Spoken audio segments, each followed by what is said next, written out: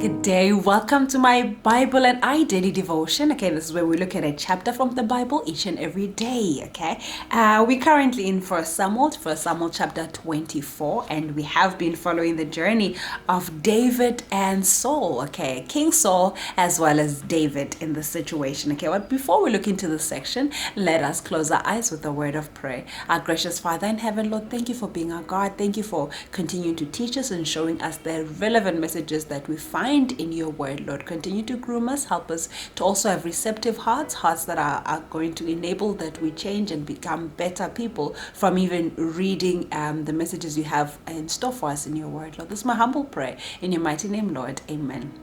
Okay, so if you have not yet subscribed, okay, do subscribe, do like, okay, do press the notification button so you definitely do not get to miss our daily devotion verses, okay, and do visit the site joingyesi.com as well. That's where you'll find all of the devotions which I share, okay. Thus far they all are going to be found there, as well as the other book club that we also discuss. Okay, do visit joingyesi.com. Okay, well, First Samuel 24, and my verse of consideration today is verses 17. Okay, it reads as follows: Then he said to David, "You are more righteous than I, for you have rewarded me with good, whereas I have rewarded you with evil." May the Lord add a blessing to his word now and forevermore. Amen.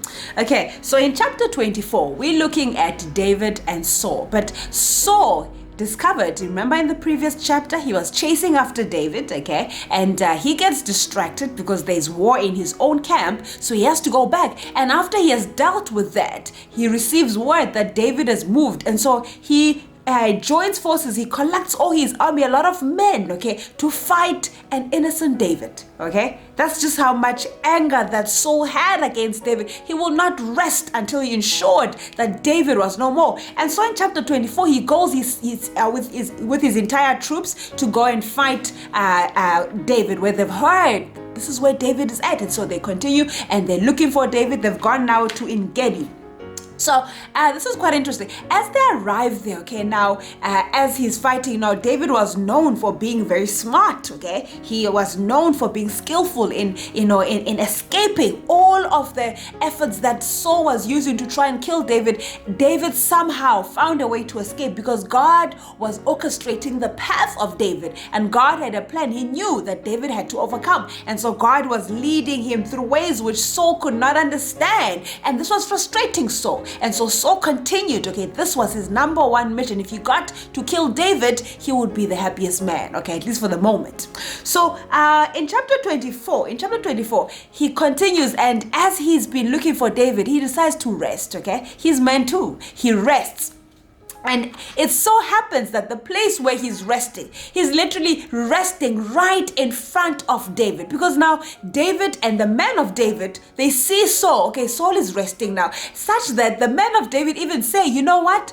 God has delivered your enemy into your hand, David. Look at him right there. He's right in front of you. He is so vulnerable right now. You can do whatever. He doesn't see you, but we are looking at him. You can do whatever it is that you want to do with him right now. It's God's purpose. But David turns and says, no. But Saul is an anointed of God. I cannot do anything bad to an anointed of God. You see, David and all of his allegiance was actually to God. He was serving God. He was obedient to God. He was being directed by God. And so everything that he did had to be pleasant in the sight of God. And so he cannot lay a hand on an anointed of God. No. Okay, if God pleases for Saul to be dead, he has to be doing it himself without David being part of that. So David acknowledges this, okay, well, but this could be the possibility, but it's not God's plan. No, God could not intend for me to be destroying an anointed of his. No, that is not going to be God's plan. So I'm not going to do that. No, God is going to be the one who avenges for himself.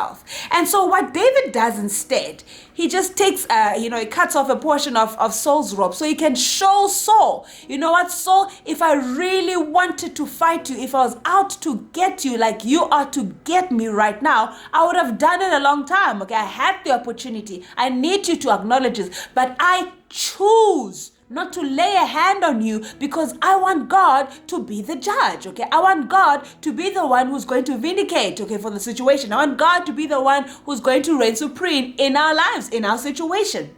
So he cuts off a portion, and then, Saul does not even notice any of this until David calls on to Saul. In fact, David goes to Saul, he even bows down to Saul. You know what, King Saul, you've been looking for me. I've heard, I've seen, okay? I know you are seeking for my life, okay? But you know what? I need you to understand something. I've got nothing against you. I need you to understand that whatever you do, okay, may you know that it's driven by your own assumptions, by your own, inclinations, and by your own thoughts. It has nothing to do with I have done against you. I have done you no harm. Okay, he emphasizes that he is so confident. He wants Saul to also understand this. Okay, that he's done nothing wrong to him. When he even shows Saul the portion that he cut off from his robe, Saul understands that indeed this man was in a position to kill me, but he didn't. Why did he not kill me? Okay, and David tells him, because you are an anointed of God. Okay, I respect God so much that I will not lay a hand on his anointed. And Saul sees that indeed David portrayed a character which Saul never even had. Okay, Saul sees, why God would have chosen David to be the king. Saul sees the kind of character that David had. Saul even acknowledges it publicly and says, you know what, my son, indeed you've done good. Even though I have been doing you harm, okay, you've repaid me with goodness, even though I've been, seeking your life. And so sometimes, because the world is filled with so much sin, there's just so much unfairness going on. Our enemies, some people become enemies without us even knowing, with us having nothing to do, with having any contribution. People just become our enemies because it just suits them, that we are enemies. And so sometimes we find ourselves in situations where we know it was not fair, we know it was not right, we know, it was not supposed to have happened the way it did, but it just did, So sometimes when we're in that kind of situation, we need to learn something from David. If we remain true to God, if we remain principled and say, Lord, this is your battle, I want to remain true to you. I choose to be on your side, Lord, and you need to be the one who's going to be taking care of this, I don't want to be a partaker in doing any evil to anyone, but Lord, this is not how it's supposed to be, I need you to be the one who's going to take charge in this, God is faithful to do that at his own time. And so if we become people, which are directed by God, such as what David was, we will be able to continue to do good. God is going to continue to be on our side, such that even our enemies are going to turn back and say, you know what? You have been good indeed. They are going to see God in our actions. They're going to see that they were in the wrong. They're going to see that we indeed are deserving, of all that God has been blessing us with, of all that God does for us, They're going to see that if we continue, to be on the side of God and serve God wholeheartedly, they are going to be in the best position to see that. And so Saul here has the opportunity to see that indeed David is the one who was worthy to be anointed, the next king, He sees that there's a reason why God has chosen to be with David. So let us learn something from David here. Let us be a people who are going to be directed by God, Let us not be influenced by what our enemies do.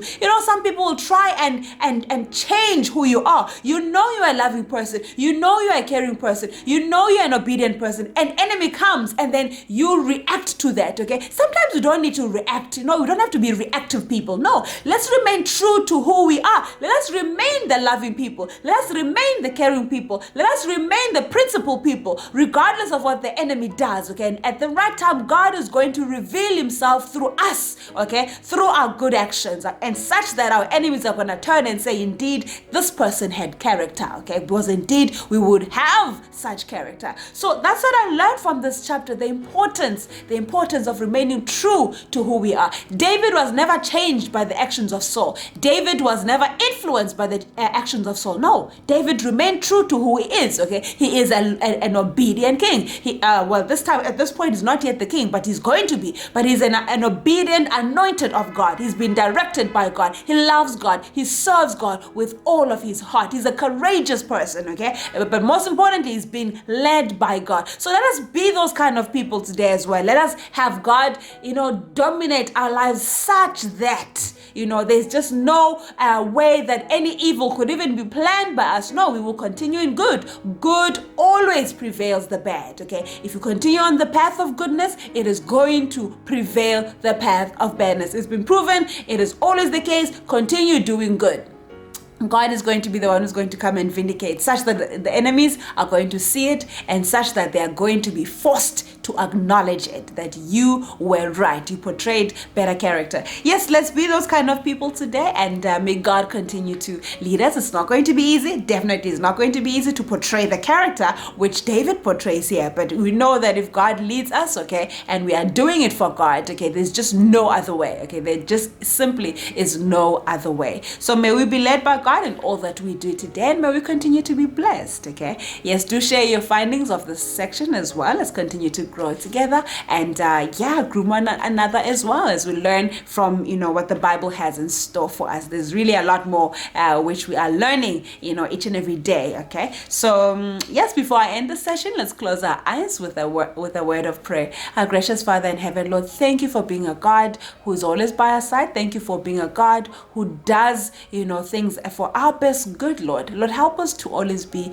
on your side. Help us to always remain principled. Help us to never be influenced by our enemies and change who we are, Lord. Let us become true to who we are, and may we be so true to who we are, such that our enemies are able to see you in our actions, Lord, and us being obedient to you and being led by you, Lord. That's my humble prayer in your mighty name, Lord. Amen. Well, have a good one. Take care.